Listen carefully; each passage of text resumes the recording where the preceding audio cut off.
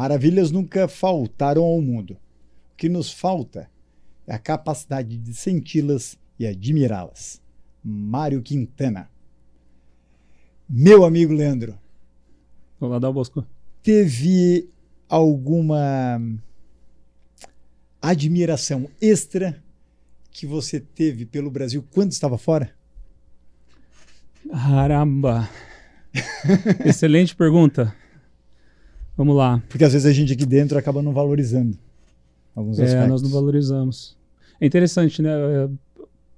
Eu tive a sensação de arrependimento de não visitar alguns lugares exatamente por estar morando próximo deles. E quando você sai do Brasil, eu acho que as principais coisas que me vinham na cabeça poxa, tudo bem, a gente está aqui, é temporário, não é definitivo, mas podia ter visitado tal lugar, podia ter visitado tal lugar. E como é muito próximo, a gente acaba não indo. É o carioca que não vai na praia, às vezes, ou tá ali do lado, tá vendo, mas não gasta o tempo, não aproveita, né? Tá em São José dos Campos, não visita a área do INPE, que dava para visitar o do ITA ou da Embraer. Exato, o cara que está em Dublin e não vai na visita guiada na fábrica da Guinness e assim por diante. Meu caro, esse tipo de coisa. Então, acho que as maravilhas naturais do Brasil, talvez... a gente visitou alguns lugares, mas ficava na cabeça, puxa, podia ter aproveitado daqui, não dá agora. Agora, daí quando voltou, fez um plano para matar isso? Né? Opa, seu plano está mais abrangente hoje em dia, né? E quem não sabe, você esteve em Singapura. Última passagem fora do Brasil por Singapura. Última passagem. Cara, um local que, assim como o Japão, se reinventou. Mas diferente do Japão, o que era a bola da vez, no sentido positivo, na década de 80, Singapura é agora. É a menina dos olhos, é o que o mercado de investidores, o mercado, inclusive, de startups, está lá olhando.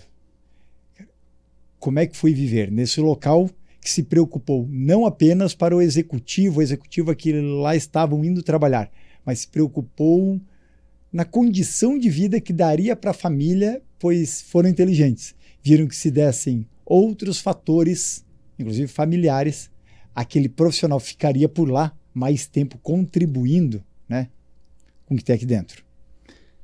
O que eu senti pessoalmente em Singapura foi nossa passagem foi relativamente curta, né? Estamos falando aí de 2 anos. Não tive a vivência da geração anterior, na época que eles conseguiram independência com a Malásia. Então tem todo um histórico que, infelizmente, eu não sou expert, mas a percepção desse tempo que nós ficamos é que Singapura, quando se tornou independente, foi um processo amigável, eles tinham uma visão de futuro para o país que a Malásia não tinha na época. E essa visão de futuro, a prioridade era competição internacional, se tornar relevante. E se tornar relevante no mercado, né, no cenário global. Só que não aos moldes que a China até então tinha agido, né, com os produtos, por exemplo, de baixo custo, exato, mas com valor agregado. Com valor agregado, um foco muito grande no mercado financeiro, tentando se posicionar como um lugar seguro para investidores, trazendo investimentos, né, ali dos tigres asiáticos. Singapura é o que se destaca hoje desse ponto de vista. É a Suíça, né, dentro desse conceito, é a Suíça asiática. Eliminação da corrupção, políticas muito fortes de combate à corrupção. É óbvio que não existe lugar perfeito. Você vai ter corrupção em todos os lugares, mas é diferente. A pena é grande, né? Eu tava lendo. Exato, mas é diferente quando o sistema é corrupto. Uma coisa é o sistema ser corrupto. Outra coisa é você ter focos e pessoas corruptas. São conceitos totalmente diferentes. Infelizmente, aqui na nossa realidade, a gente sabe que o cenário é um pouquinho mais complicado.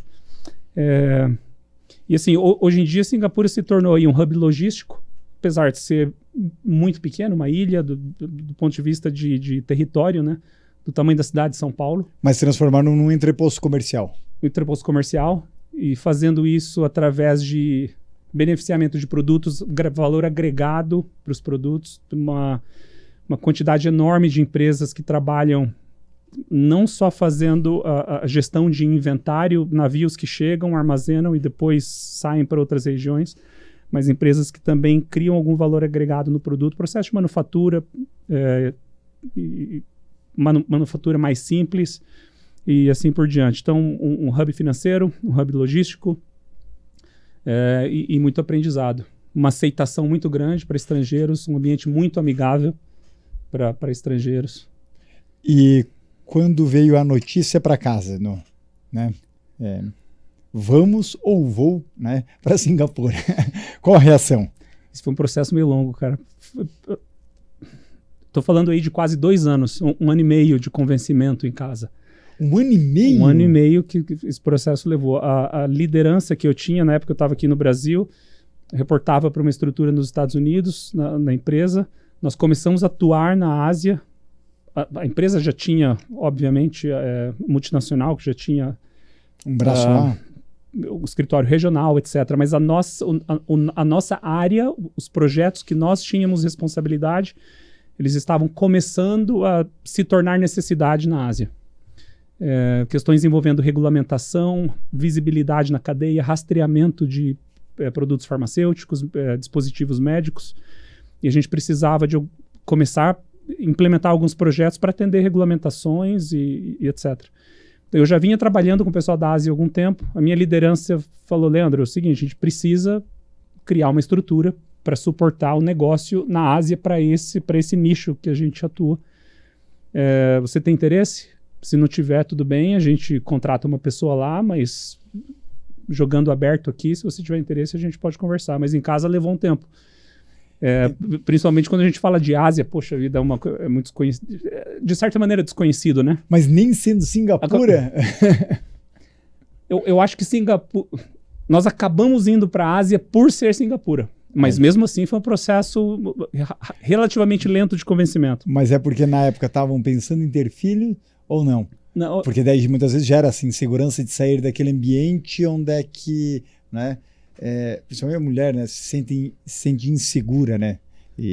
Ou às vezes um pouco longe dos próprios pais que nos dão aquela segurança, principalmente na primeira maternidade e paternidade.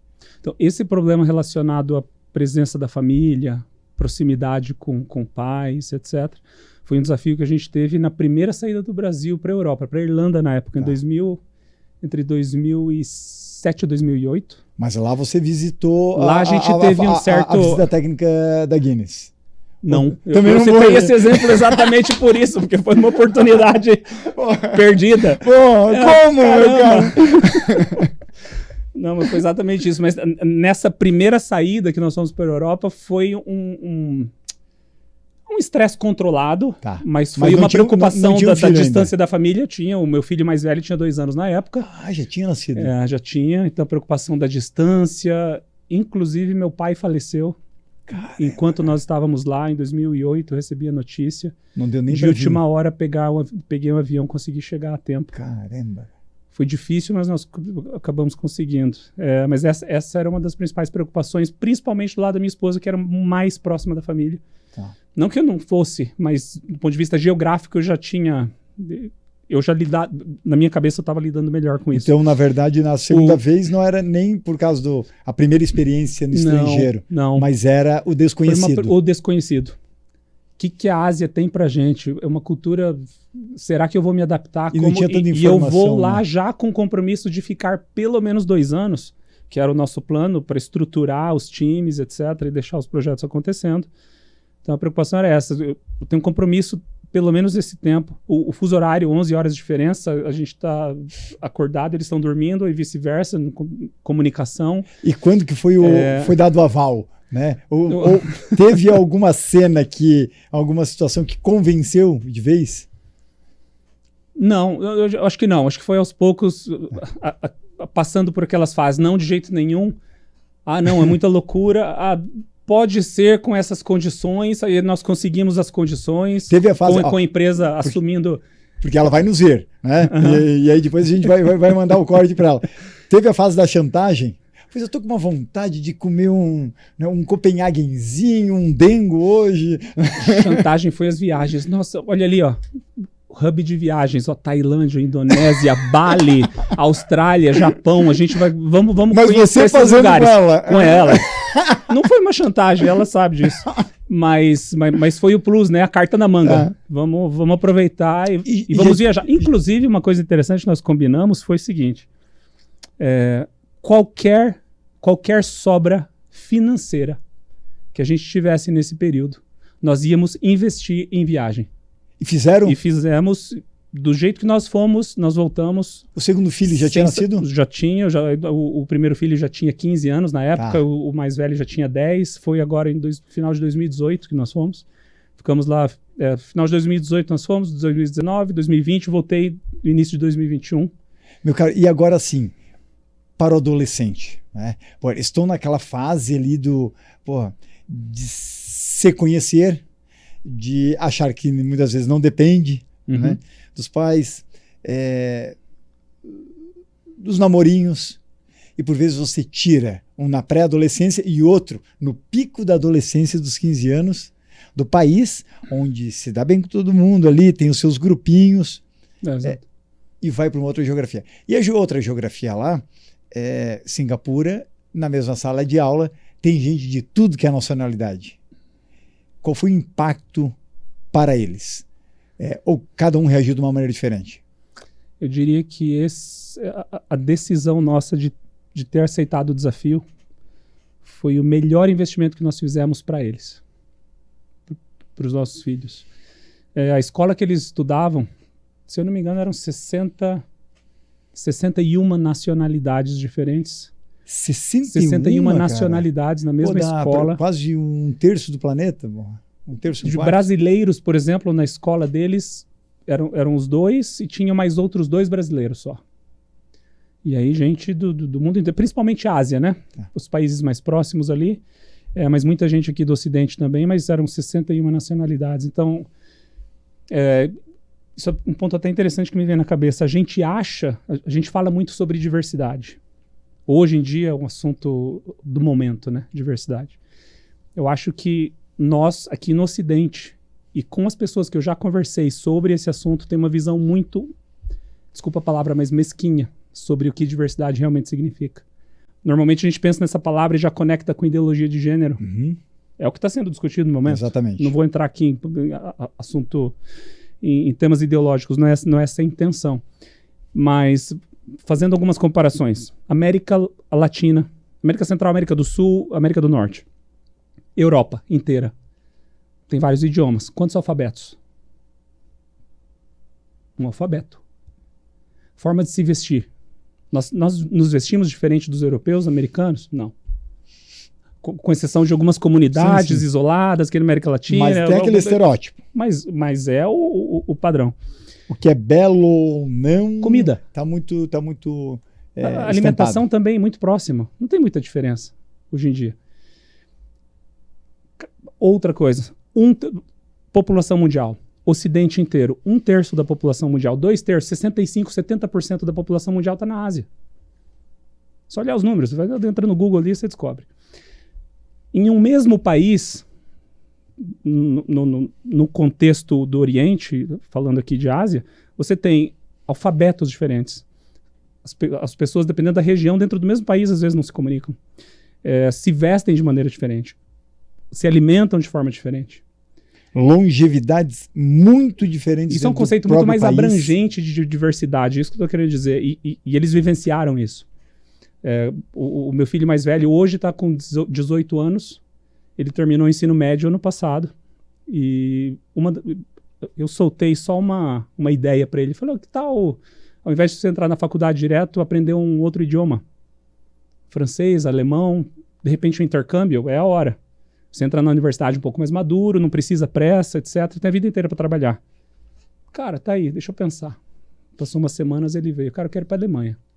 Se vocês toparem me segurar, financeiramente falando, durante um ano, que na Alemanha é diferente de alguns outros países. Irlanda, por exemplo, o estudante pode trabalhar meio período, né? Na Alemanha você não pode. Sem negociação. No primeiro ano, não. Tá. Então, primeiro ano, realmente, você tem que Pô, segurar tudo que ele queria. a bomba financeira. Engraçado que ele escolheu a Alemanha, né? Foi inteligente. E ele foi, cara. Eu fui com ele nos primeiros dias, ele era menor de idade, ele tinha 17 anos. Tá lá agora? Voltei, um mês depois ele fez 18, está lá agora. Já está se virando, falando. E esse foi o compromisso. Falou, esse ano a gente cuida de você, ano que vem você começa a trabalhar. Ele já está pensando e já emendando faculdade. Cidadão do mundo, entendeu? Não tem raízes, já com uma certa cabeça de liberdade geográfica. Pô, ontem a gente falou alemão aqui na mesa. Não eu não, mas um mentorado, o Denison, atua há muitos anos na Mercedes-Benz no Brasil e teve a experiência de trabalhar 3 anos, né, na Alemanha para a Mercedes. E aí a gente fez uma parte aqui do podcast em alemão. Que bacana, você fala alemão também? Não falo. Eu tenho parte da origem, né? 50% do sangue veio da Alemanha. A minha mãe pegou a fase mais aportuguesada, já da minha avó. A minha mãe foi a caçula. Todas as irmãs falavam alemão. E a minha mãe, como a minha mãe nasceu quando a minha avó já tinha mais de 40 anos ali, pegou já a fase arranhando já o português, né?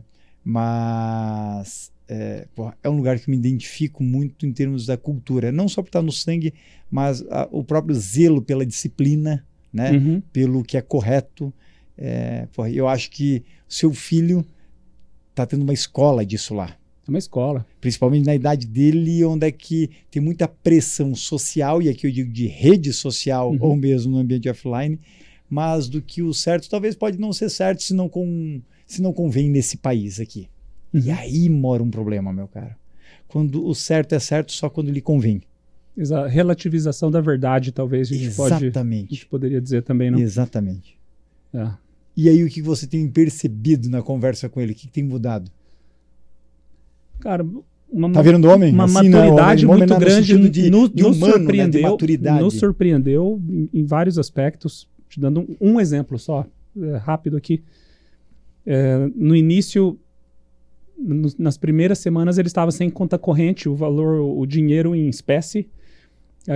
Nós abrimos a conta corrente algumas semanas depois, precisa de uma documentação inicial e estava correndo o processo, tudo dentro do esperado. Mas eu comentei com a minha esposa, o valor que eu deixei para ele, eu falei para ela, isso foi em meados de abril. Falei, se ele segurar com essa grana até final de junho, bacana, ele está controlando bem. Chegou ali meados de junho, quase no final de junho, e aí, cara, como é que tá? A grana aí tá segurando? Não, pai, eu acho que dá até julho, até meados de julho, tá tranquilo, e realmente segurou. Falei, poxa, então assim, ele tá colocando valor, tá percebendo o valor das coisas, como se portar, como se posicionar, o que fazer, como agir no dia a dia, buscando amizades. É um país mais frio, a gente conhece a cultura mais fria, mais difícil de se aproximar. Ele está buscando o caminho dele, está sendo um aprendizado realmente absurdo. Meu caro, você já teve a experiência de morar em Singapura com a família, e o que há de melhor a gente já falou, né? Essa questão da própria diversidade nesse país. Agora, o que há de pior? O que pouca gente fala. O que há de pior? Cara, interessante. Vamos lá. É um lugar que você precisa estar preparado para ter um certo nível de controle sobre ações do cotidiano, coisas que você faz no cotidiano. Imagina como que eu quero dizer com isso? Um país relativamente pequeno, já comentei, a gente está falando de 6 milhões de habitantes. O governo tem tudo na mão. Então, imagina uma empresa que tem um Power BI da vida, todos os dados disponíveis, tudo o que está acontecendo em tempo real, dashboards, os KPIs, o que está acontecendo. Eles têm isso. Eles sabem exatamente o que está acontecendo, quantos imigrantes estão chegando, quantos estão saindo, o que está entrando de mercadoria, o que está saindo de mercadoria, o que está sendo importado, o que está sendo exportado, quanto de faturamento as empresas. Óbvio que um país como o Brasil também tem essas informações, mas você não tem isso fácil. E lá a fiscalização pelo menos funciona. Lá se fizer uma média, vamos saber. Processo de digitalização, a gente fala sobre transformação digital, né? Que é o seu core, né? Exatamente. É o seu core business. É uma área que eu me identifico, trabalho com ela e a gente sabe que é o assunto do momento. Eles têm isso implementado. Eles têm isso funcionando na ponta do dedo. startups aos montes e o governo incentivando. Então, é um processo muito grande de digitalização. Então, imagina que eles têm todo esse dashboard disponível. Aí, o que acontece? O governo começa a controlar o trânsito, por exemplo. Eu não quero que uma pessoa em uma determinada região gaste mais do que 1h30 para chegar em casa. Para a população, isso não faz sentido. Então, vamos lá, como que a gente controla isso? O número de licenças de veículos que podem trafegar. Pô, eu vi isso, cara. Vi um documentário. Você não é simplesmente comprar um carro, você tem que comprar licença para poder ter o carro. Que era um absurdo alguém ter que levar 2 horas, por exemplo, para chegar no trabalho. Porque isso é perda de desrespeito à vida do outro. Exatamente. Um investimento muito forte em transporte público, mas o outro lado da moeda, que pode ser negativo, dependendo se a pessoa quer ter uma liberdade extrema, ela vai se sentir de certa maneira controlada. Eu posso comprar uma licença? Não, você tem que estar numa fila e daqui talvez 1 ano, 2 anos, você consiga ter uma licença para daí comprar um carro. Isso acontece com tratamento de saúde, então ações do governo. Tá tudo funcionando, o que eu faço para melhorar? Então eles vão entrando nos níveis de detalhe, de controle, coisas que você pode ou não fazer. Na pandemia, por exemplo, não pode mais do que 5 ou 6 pessoas juntas, né? Isso, de certa maneira... Uma família muito grande, tem que sair o pai, a mãe, 3 filhos, e os outros 2 filhos ficam. Fazendo um cenário hipotético. E aqui, você, como brasileiro mais espansoso, estranhou. Gostando de quebrar regras, né? Exatamente. A nossa cultura é exatamente de desafiar as regras. Agora, eu digo o seguinte, se o Brasil é o 80, né? É o extremo lá do risco, Singapura é a busca pela ordem e pelo controle. A gente tem um meio termo que se chama Irlanda. O que a Irlanda tem de melhor e de pior? É interessante, eu preciso voltar para a Irlanda, inclusive, porque a Irlanda de hoje em dia é muito diferente da época que nós moramos lá, né? E por que eu fiz essa pergunta? Eu fiz algo parecido com um mentorado meu que teve empresa na Irlanda, que também trabalhou há muitos anos. E teve o mesmo jeitão da fala como o seu, assim, caramba, Deus, como mudou a Irlanda aí nos últimos 10, 15 anos. Nossa, eu vejo umas fotos ali do centro, onde está o escritório headquarter do Facebook, da Meta agora, né? E algumas empresas ali na frente do rio, e eu trabalhava naquela região, eu olho as fotos e falo, não reconheço mais isso.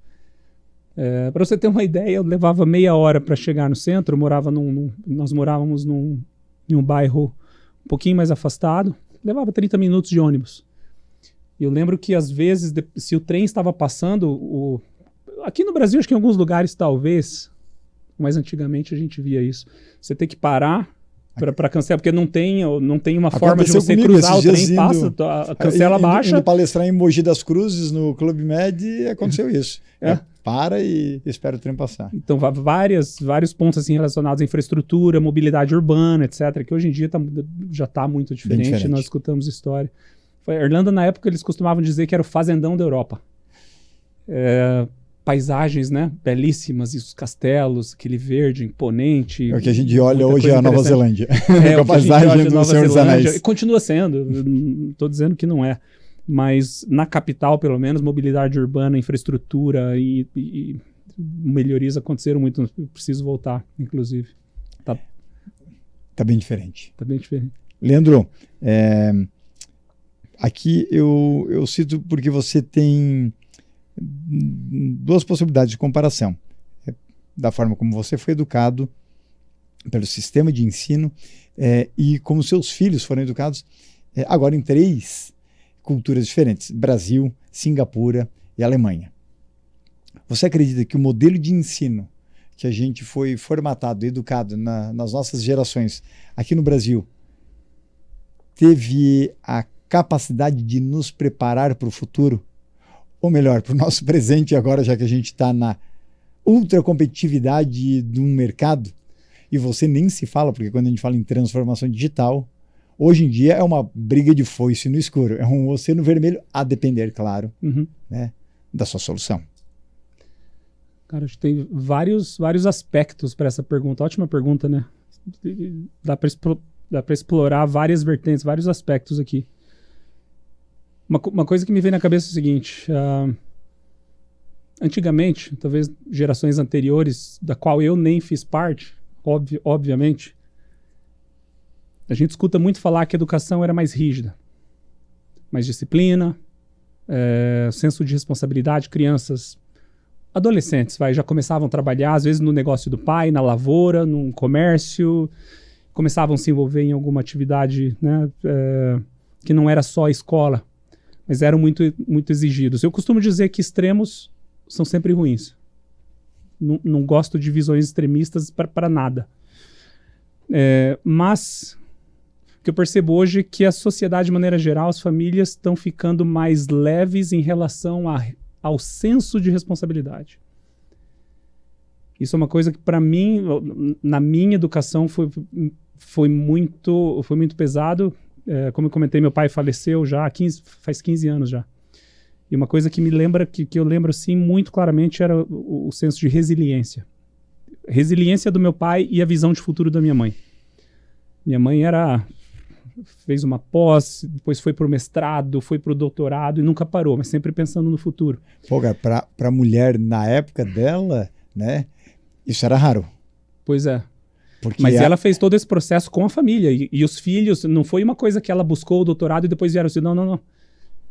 Eu lembro dela estar indo para pós-graduação. Eu tinha aí 10 anos de idade, fazendo a primeira pós-graduação. As mulheres conseguem. Depois de 3, 4 anos, vamos para o mestrado. E uma mudança de Rondônia para o Mato Grosso do Sul, trazendo a família.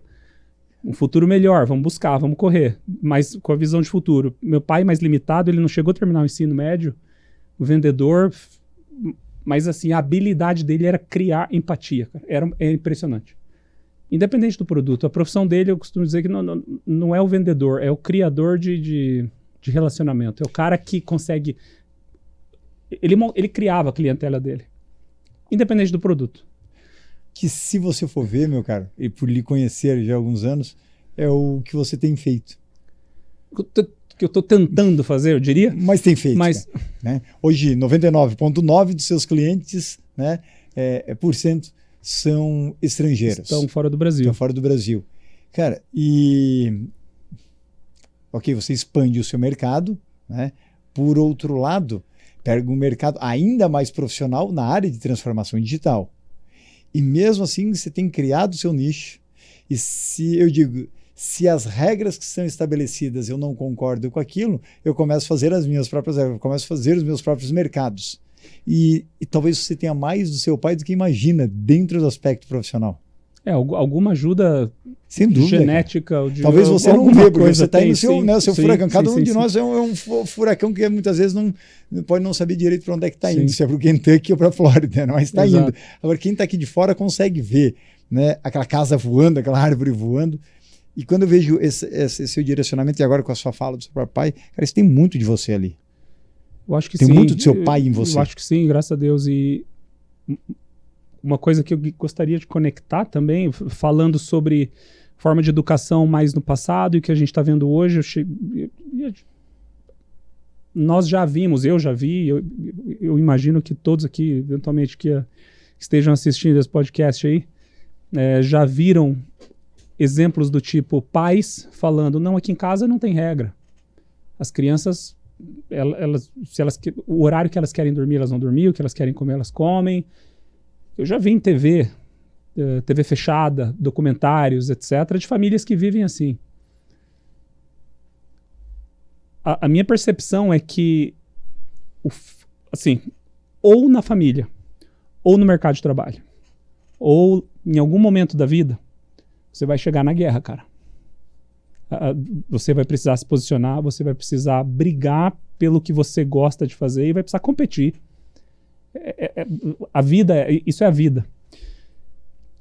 As famílias que proporcionam deixar a criança se frustrar, trazer o senso de responsabilidade, disciplina, e de novo, não estou falando de extremos, estou falando da noção de criar essa musculatura o mais cedo possível.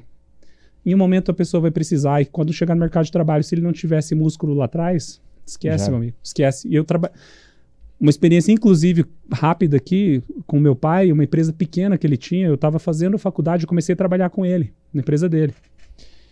Eu diria para você que uma grande parte da capacidade de criar relacionamentos, criar empatia, chegar ao ponto de fazer uma venda.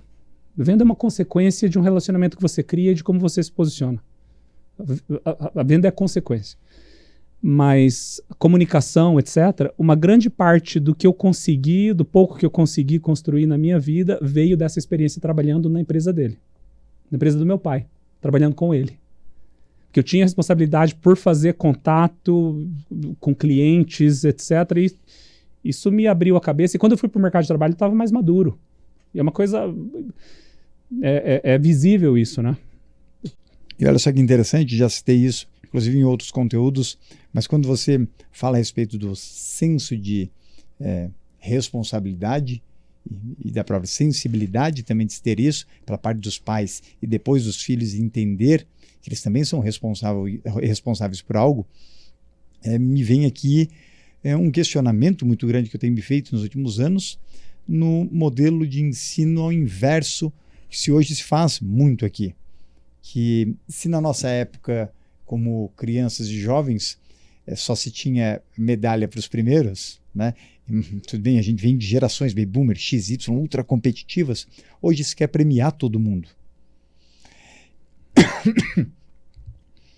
Até me engasgo, né, falar disso, porque, cara, eu também acho que não é o melhor dos modelos, porque a gente tem professores ou muitas vezes diretores de ensino que vieram traumatizados por não terem sido talvez os primeiros, e hoje a forma mais fácil talvez é eu falar, independente se você ganhou ou não nessa competição, independente se você foi o melhor na nota ou não, todo mundo recebe essa medalha. Eu vejo isso para os meus próprios afilhados, né, sobrinhos, e vão numa competição, todo mundo recebe a medalha.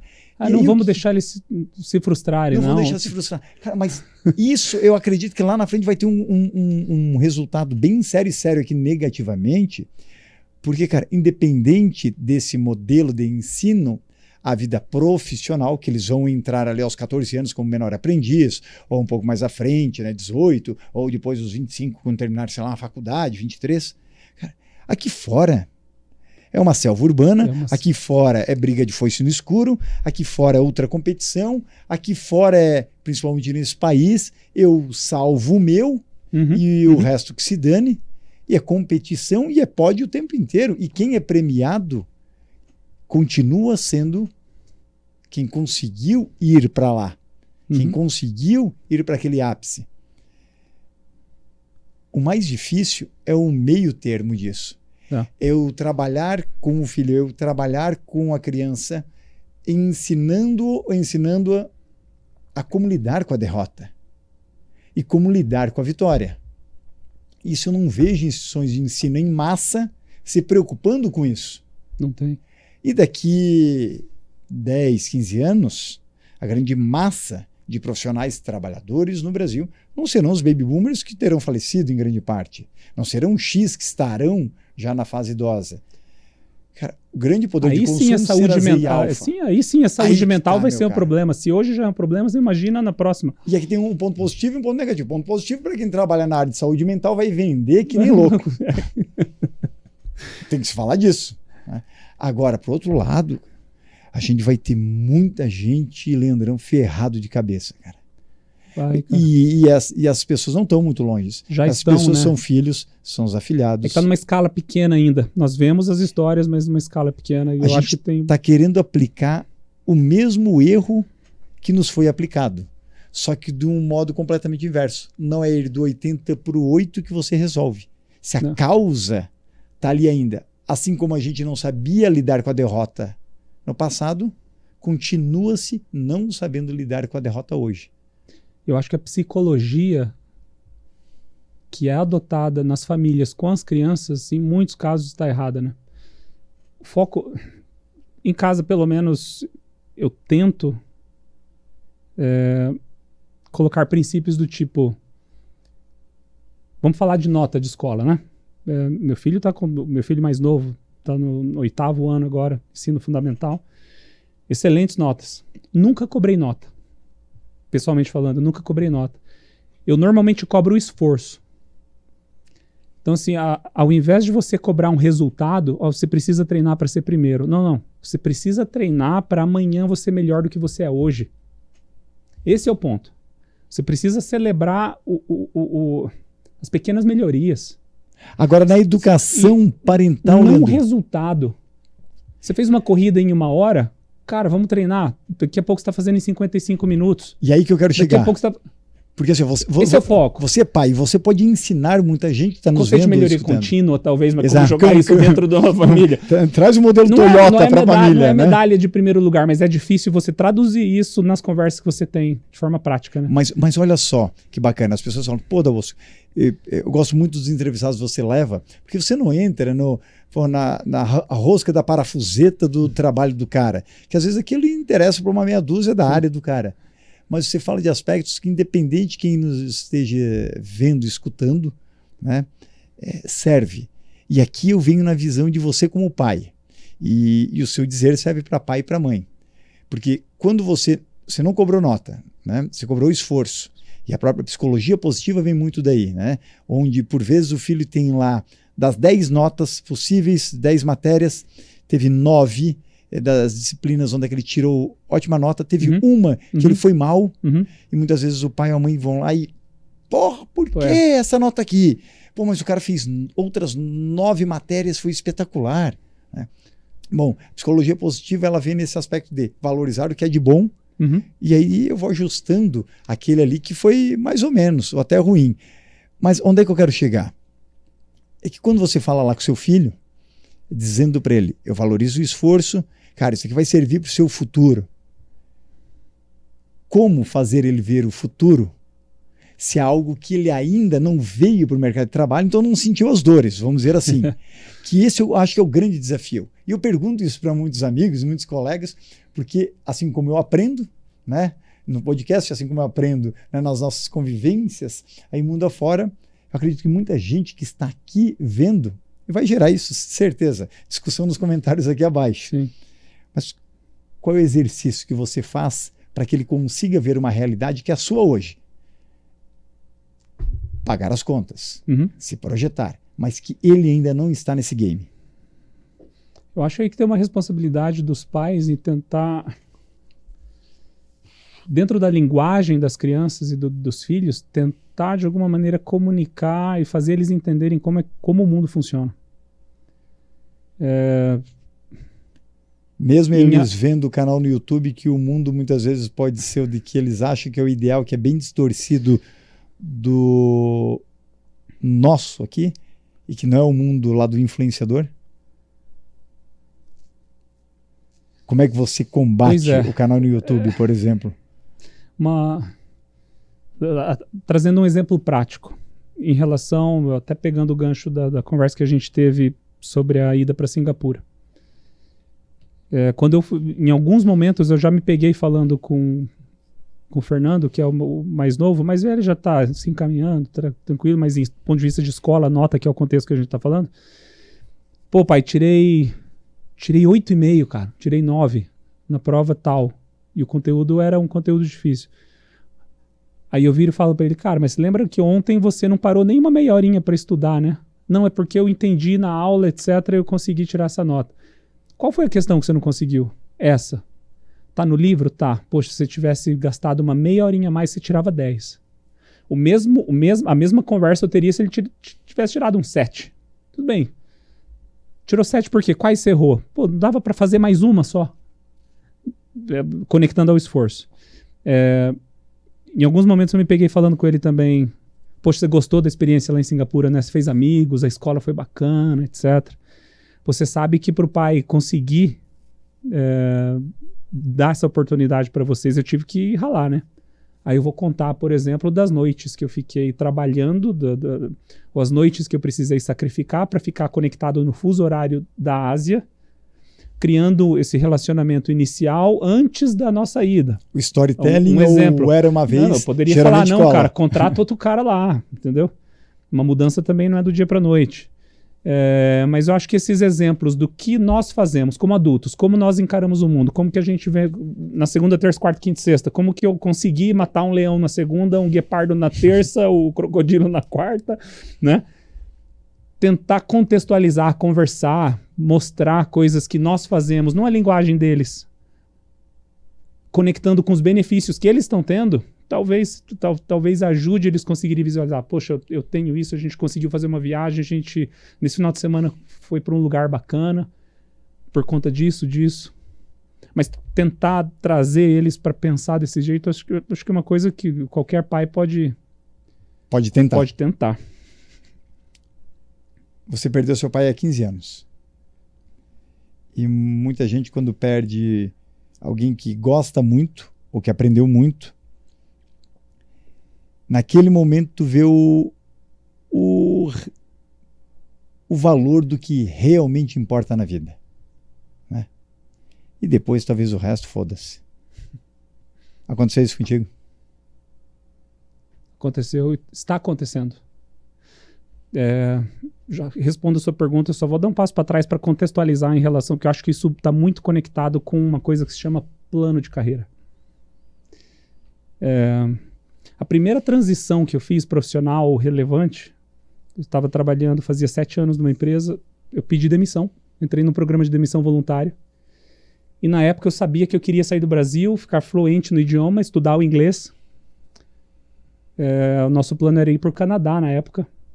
Falei, vamos estudar, trabalhar e ter experiência internacional. Beleza. A empresa contratou uma consultoria para ajudar as pessoas a se recolocarem. As pessoas estavam entrando no programa de demissão voluntária. A primeira conversa que eu tive com o consultor, ele me falou assim, o que você quer? Não, quero ter uma experiência internacional. Era um headhunter ali na sua frente. Né? E ele falou, não. O que você quer profissionalmente? Qual o seu próximo passo? Eu falei, cara, não sei. Porque na minha cabeça era experiência internacional, idioma. Pô, mas eu quero trabalhar, eu preciso pagar as contas. Mas o que eu quero, não sei. Ainda não sei. Isso me forçou a começar a colocar no papel. Na época eu lembro de ter colocado. Nada complexo, cara. Tô falando assim, quais são as minhas fortalezas, o que eu sei, o que eu me dou bem, quais são as áreas que eu preciso ainda desenvolver. Self-SWOT. É um SWOT, mas é um SWOT simplificado, um SWOT simples. O que eu faço bem? Quais são minhas fortalezas? Onde que eu preciso me desenvolver? E eu coloquei ali 2, 3 opções de cargos de empresas, só que mais específicas. É uma coisa do tipo, se o que eu coloquei no papel é meio-dia, no relógio, fazendo uma analogia, se eu cair na 1 hora, nas 11 da manhã, 10h30, 1h30, tá, beleza, eu tenho o norte. E durante toda a minha carreira eu me forcei a revisitar isso. Uma vez por ano, a cada 2 anos eu revisitava.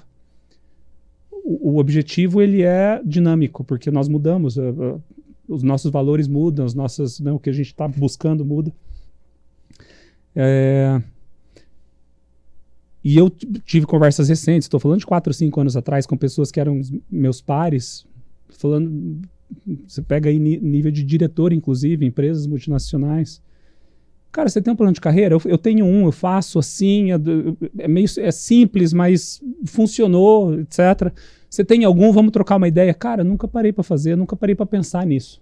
Muito comum, cara. A maioria das pessoas que eu fiz essa pergunta disseram para mim que não tinham. E sabe que é um negócio pior ainda?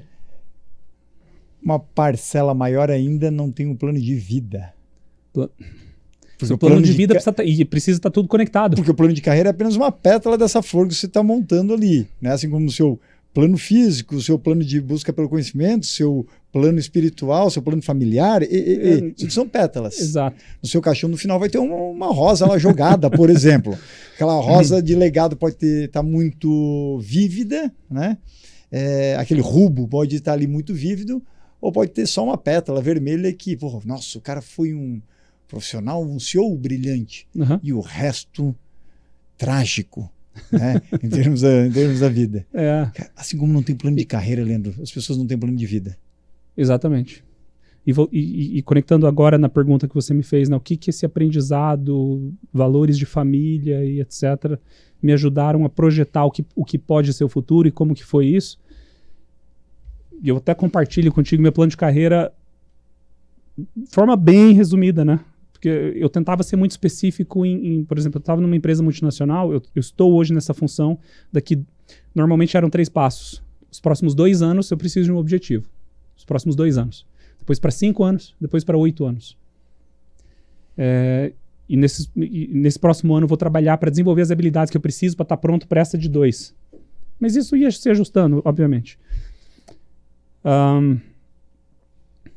Mas resumindo, era conhecimento técnico na área de TI, engenharia.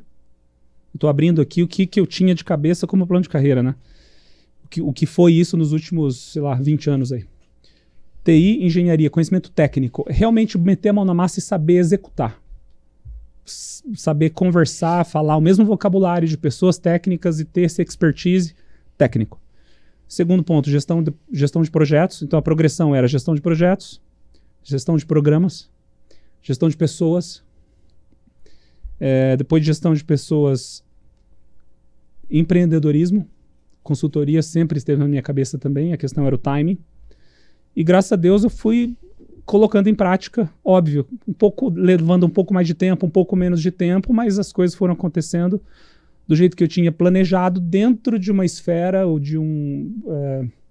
das limitações que eu tenho como pessoa, como ser humano, e todos nós temos. Mas foi acontecendo por quê? Porque eu me propus, é isso aqui que eu preciso. Está combinado com a família, está combinado com a esposa, está combinado com Deus. Eu acredito muito nisso também. Né? O tripé nosso aqui, saúde mental, física, espiritual, enfim. E o meu próximo passo, hoje eu estou na fase do empreendedorismo, né? Saí da empresa, estou com uma empresa de consultoria, graças a Deus, aí, hoje em dia com um time chegando a 10 pessoas em 2 anos, e todos eles trabalhando em projetos com uma escala global, com responsabilidade na ênfase grande, de transformação digital. Sempre conectado com transformação digital. E o meu próximo passo é voluntariado. Então, o que eu tenho na cabeça? Nos próximos anos, em algum momento nos próximos anos, me desconectar totalmente. Ou se projetos aparecerem aqui e acolá, tranquilo, mas não depender disso full time, e ir para o voluntariado. Aí eu estou falando de não só viajar o mundo, conhecer lugares e pessoas, mas colocar a mão na massa e ajudar na transformação de vidas. Espetacular, meu caro. Poxa. Esse é o próximo passo. A gente vai chegando ao fim do nosso episódio e provavelmente quem está aí do outro lado, nos escutando, nos vendo, deve ter feito aquele poxa, já? Né?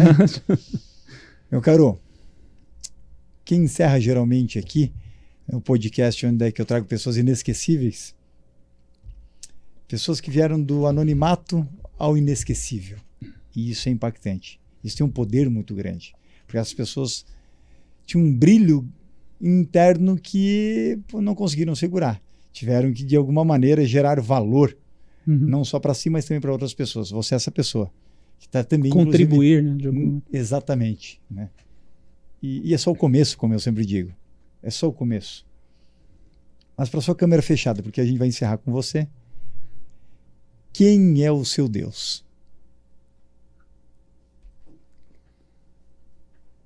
Meu Deus é que me fortalece, me dá força e me dá, acho que principalmente a palavra é discernimento. Discernimento, eu peço isso todos os dias. Discernimento para tomar as decisões corretas, sabendo que muitas delas vão ser falhas. Já cometo erro sempre e todos os dias também. Mas é o discernimento para tentar acertar mais do que errar. Basicamente é isso.